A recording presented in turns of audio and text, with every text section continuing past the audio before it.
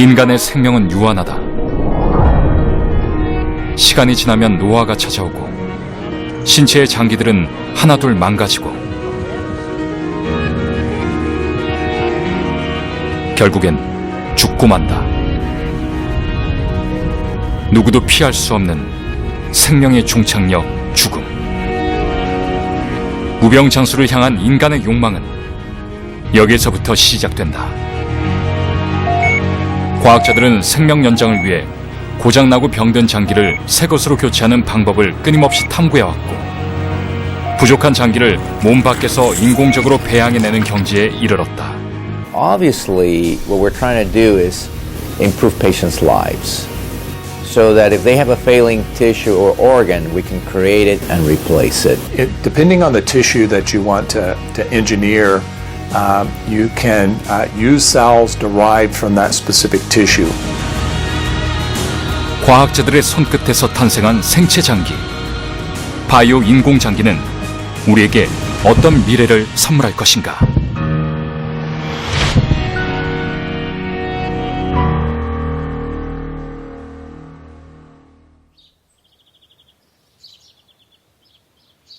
과학기술의 발전은 생명 연장이라는 인간의 꿈을 빠른 속도로 실현시켜줬습니다. 지금까지 가장 오래 산 사람이 122세까지였는데요. 앞으로 인간의 기대 수명이 얼마나 오래, 얼마나 빨리 늘어날지는 확실하지 않습니다.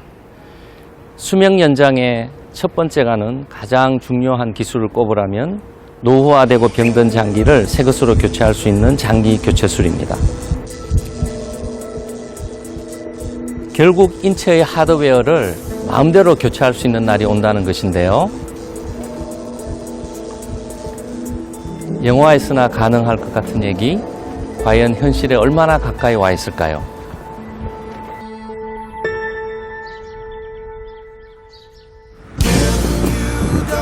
사람이든 기계든 시간을 거스를 수는 없다.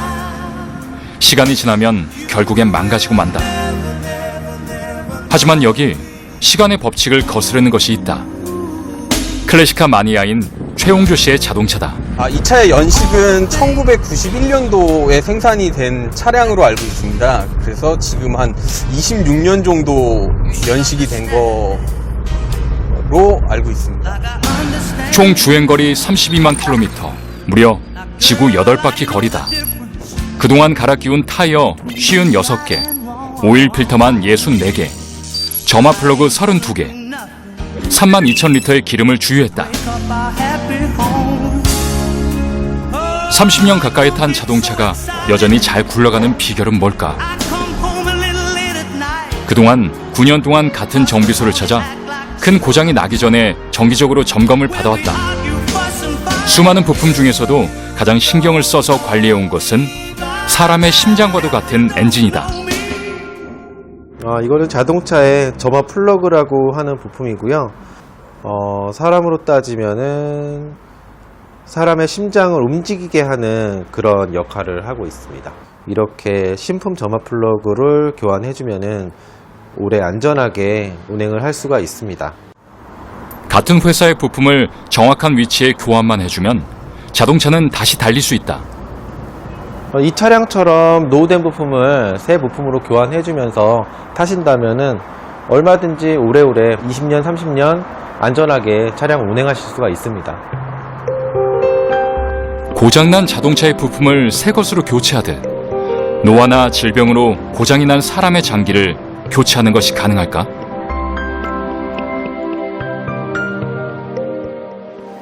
숨 크게 들이마시시고 이 환자는 3개월 전 고장난 심장을 교체했다. 심장 이식 수술을 받은 것이다. 수술 전 급성 심부전증을 앓았던 이동화 씨는 5m만 걸어도 숨이 찰 정도로 상태가 심각했다. 나한테 이제 이식하는 수밖에 없다. 입원을 해야라 하대요. 그래 그 가길라마 선생님 내 좀 살주의석 했어요. 오늘 찍은 심장 초음파 사진은 굉장히 좋습니다. 이게 보시면은 왼쪽에 있는 게 수술 전에 박출률이 10%밖에 안 됐죠. 이런 거 포함해서 우리 예전 심장에서 이제 이식받은 새 심장은 심장 기능이 활발하다. 네. 수술 이후 그의 심장은 활기를 되찾았다. 공여자가 너무 부족한 현실이기 때문에 전체 장기 이식 대기자 중에서 약 한 10% 정도만이 실제로 장기 이식 수혜를 받고 있습니다. 심장병 환자들 중에서 심장 이식만 받으면 좋아질 수 있는 환자들이 상당수 있습니다. 그렇지만 역시나 심장의 경우에도 공여자가 너무 부족하기 때문에 전체 대기자 중에서 20%만이 심장 이식 수술을 실제로 받고 있습니다. 누군가의 생명이 꺼져가는 마지막 순간, 의료진의 발걸음은 바빠진다. 누군가의 장기 기증을 간절히 기다리는 환자들을 위해 장기가 손상되기 전에 이식 가능한 장기를 적출하는 작업에 들어가야 하기 때문이다.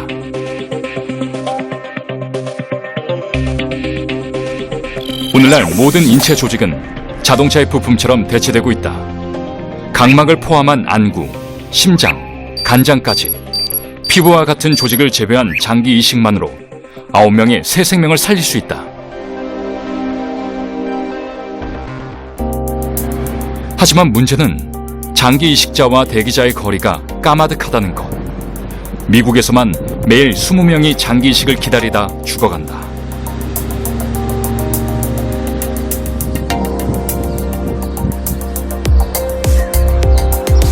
활기 넘치는 20대의 청년 루크. 16년 전 그는 삶의 끝자락에서 장기 이식 수술을 받았다. My name is Lucas Masella. I am 26 years old and I'm one of 10 people to have the bladder surgery that I've had, and I'm extremely lucky that it worked out the way it did. 그의 방광은 누군가에게서 기증을 받은 것이 아니라 실험실에서 세포를 배양해서 만들어낸 인공장기다. So when I was 10 years old, I went into kidney failure, but it actually took doctors a little while to figure out what was going on. I was having a lot of pain, like abdominally, in my back. I also had like a huge loss of energy. So when I would wake up in the morning, I couldn't really get out of bed, and I couldn't figure out what was going on. 고작 10살 때 생사의 갈림길에 있었다는 루크. 일란성 쌍둥이인 루크는 건강했던 형과는 달리 미숙아로 태어났다. 척추에 선천적으로 장애가 있는 척수 수막류로 인해 방광이 제 기능을 하지 못했다. 이 때문에 방광의 소변이 역류해서 신부전증을 앓았고 10살이 되던 해에는 신장 기능을 완전히 잃었다. 방광 때문에 생긴 신부전증이기 때문에 신장 이식 수술을 해도 소용이 없는 상황. 방광 이식이 절실했던 상황에서 루크는 당시로서는 처음 도전하는 실험적인 수술 방법을 제안받는다. Yeah. I think it's pretty amazing looking back, about 16 years ago, a surgery like that even existed back then. I think a lot of people find that interesting. 루크에게 새로운 삶을 선물한 곳.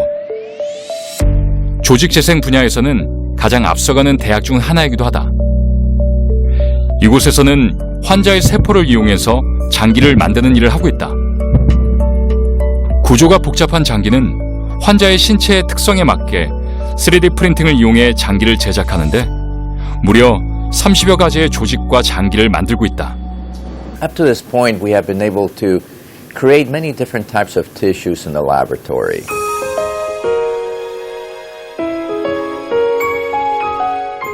And we do this by taking a very small piece of tissue from the patient. Very small, less than half the size of a postage stamp. We then expand the cells outside the body, create three-dimensional scaffolds, and either create these by hand or print them. Create the tissues, let them mature, and we can then put them back into the patient. So we're working on over 30 different types of tissues and organs. And about 25% of these have already been placed into patients. And our goal is really to keep increasing the number of tissues that we can put into patients in the future. 장기를 만들 때는 이식받을 환자의 장기에서 직접 채취한 세포를 이용한다. 환자에게서 채취한 조직을 분해해서 조직을 구성하고 있는 기본 물질들, 즉 환자 자신의 세포들을 분리해낸다. Currently, they're doing a biopsy. They're removing the cell types, and then it'll go into the incubator for expansion. Once it's properly expanded, then it will be seeded onto a scaffold. It's a biodegradable biomaterial that we then mature in a bioreactor. 이 세포들을 각각 떼어내어 외부에서 대량으로 배양하고 확장시킨다. 세포의 특성에 따라 차이가 나긴 하지만 일주일이면 축구장만한 크기로까지 확장시킬 수 있다고 한다. 루크가 이식받은 방광도 이렇게 만들어졌다. 방광 조직에서 세포를 채취해 배양한 다음 세포가 충분히 자라게 되면 특수한 성분으로 만들어진 골격에 세포를 도포해준다. 소변을 모아 요도로 배출하는 역할을 하는 방광. 방광은 안쪽의 내벽 세포와 바깥쪽의 근육 세포 두 가지의 세포로 이루어져 있다. 이 두 가지의 세포들을 따로 분리해서 배양해 주는데 세포를 충분히 키우는 데는 약 4주의 시간이 소요된다. 방광 모양의 골격에 세포를 도포한 다음 골격을 꽉 채울 때까지 세포가 성장하면 환자에게 이식이 가능한 새로운 방광이 탄생하게 된다. And over the last 40 years, many different cell types have been worked on, and now most every cell type in the human body can in fact be grown and expanded outside the body. And these include tissues such as skin, muscle, bladders, vaginal organs, blood vessels, and kidney cells. So there are many cell types now that are already in fact in patients using this strategy of expanding the cells outside the body. 이식 대기자 환자 수는 2,700여 명, 하지만 기증자 수는 그 10%에 불과합니다. 장기 이식만 받으면 살 수 있는 사람이 매년 500명꼴로 사망하는 셈입니다. 실제로 손상된 장기를 새로운 장기로 교환하게 되면 건강이 회복될 수 있다는 생각은 오래전부터 있었습니다. 서양에서는 기원전 2세기에 이미 이식을 시도한 흔적을 찾아볼 수 있는데요.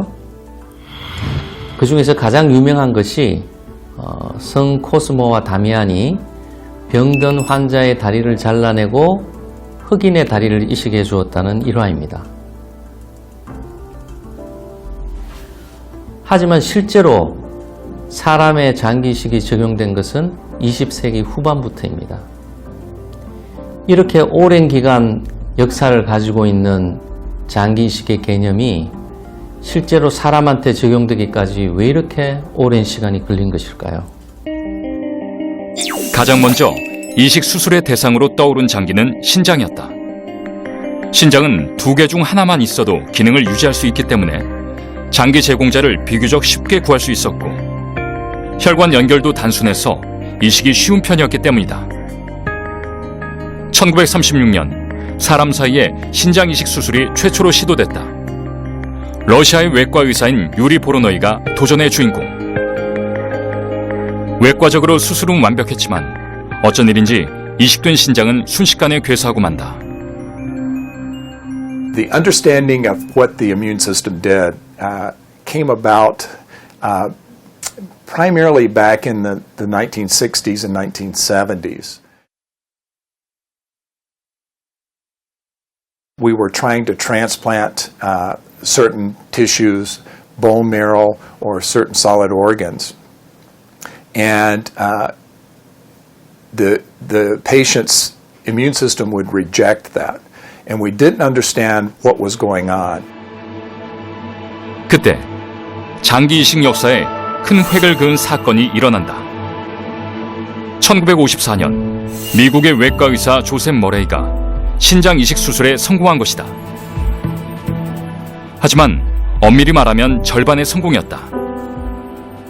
That worked because they were twins.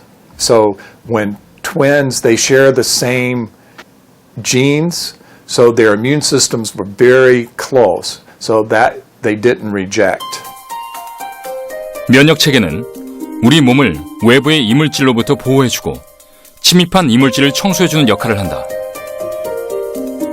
꽃가루를 흡입했을 때 재채기가 나는 것도 이물질을 내부로 몰아내기 위해 면역 체계가 작동한 것이다.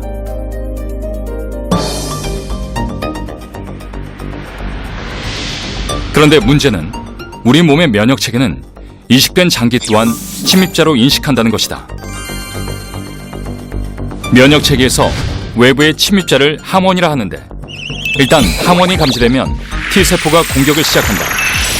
또 다른 일부는 사이토카인이라는 면역 전달 물질을 분비해서 잠자고 있던 다른 면역 세포들까지 활성화시켜 함께 공격한다.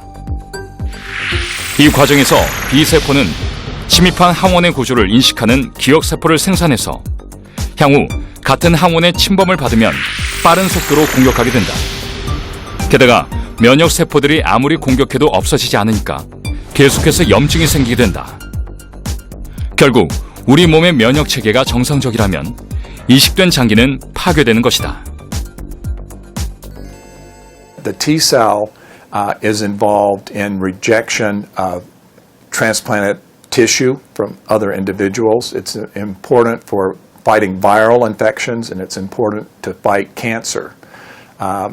So all of that, once we started understanding, then we could actually use different drugs to try to suppress that so we could get longer survival of allogeneic tissue that was transplanted into a patient.